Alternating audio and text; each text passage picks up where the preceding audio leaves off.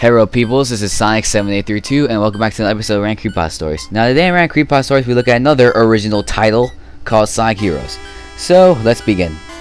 One night I was home alone, so I decided to play Sonic Heroes. I started it up, everything was normal. The PS2 start screen greeted me and a blast in the shadows shot up my spine as the PlayStation 2 logo came up. Everything appeared fine, except the colors were a bit darker. I shrugged it off, thinking it was a TV. I had an old TV and it did that a lot. So I had the normal selection of Team Sonic, Dark, Amy, and Team Chaotix. I chose Team Sonic and the loading screen came up. It stayed for about 5, maybe 6 seconds until the screen went away.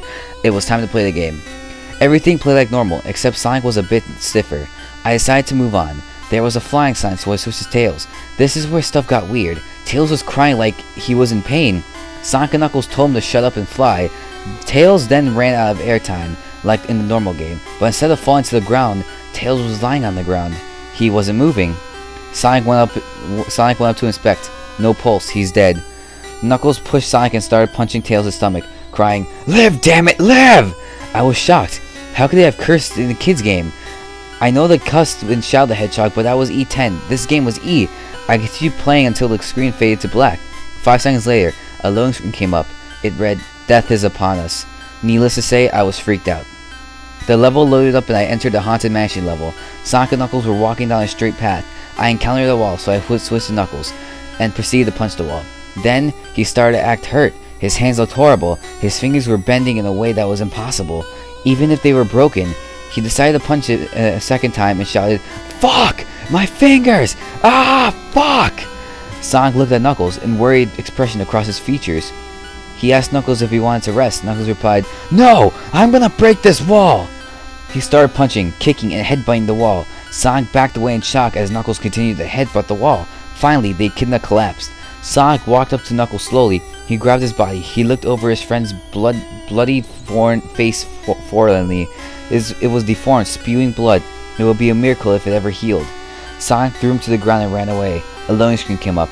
In a large font, I saw the caption, "Suicide Road." Sonic was now in Frog Forest. He walked down a straight path until a rock blocked his path. He stood there and started to cry. He then started to talk about his life. "I have no friends anymore. I don't know how to talk to girls. My mom and dad died in a house fire. I can't take it anymore. I'm sorry if this hurts anyone. That is, if anyone cared." The blue hedgehog slender form flew off the nearby cliff, and an eerie splat was heard. The camera panned down and showed Sonic impaled by spikes. The game ended and the American Sonic CD Game Over soundtrack in the background, looping endlessly. I took the game out of the console, then grabbed the hammer and smashed it. After that, I threw it in the trash, and have since moved on with my life. I still remember that day though, as if I could possibly forget. So, well, honestly, there are some aspects of this creepypasta I did legitimately enjoy. For one thing, there wasn't an over dramatic use of blood, which to me is a positive, because creepypastas with blood can be scary, but if they use an over dramatic use of it, then it just gets plain out bad.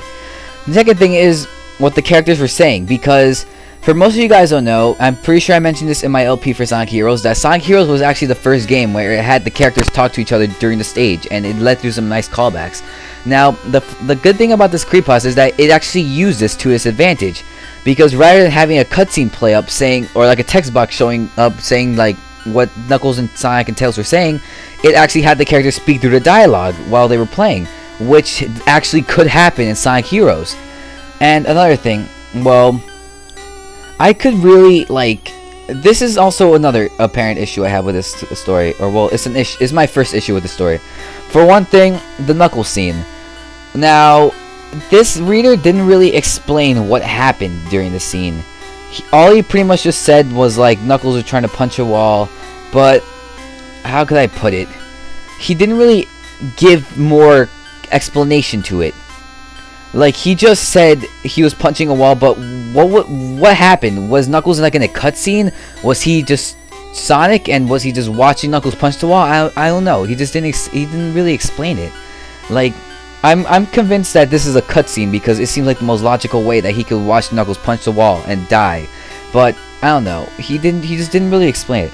But other than that, it's pretty good. But the one probably cliche I could have with this creepypasta is the end, where Sonic is crying about his life and he jumps off a cliff and he gets impaled by spikes.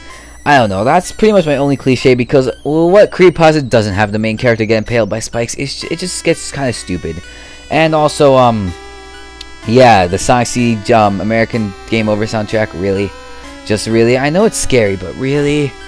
But pretty much this creepypasta is decent. It does have its features that makes it, well, kind of bad and cliche, but overall I wouldn't say it's as bad as, say, Tails Suicide or like another Sonic creepypasta. So guys, if you like what you see here, like, comment, subscribe, do whatever you want, and I will see you guys in, well, the next video, I guess. So peace out, peoples, and bye-bye.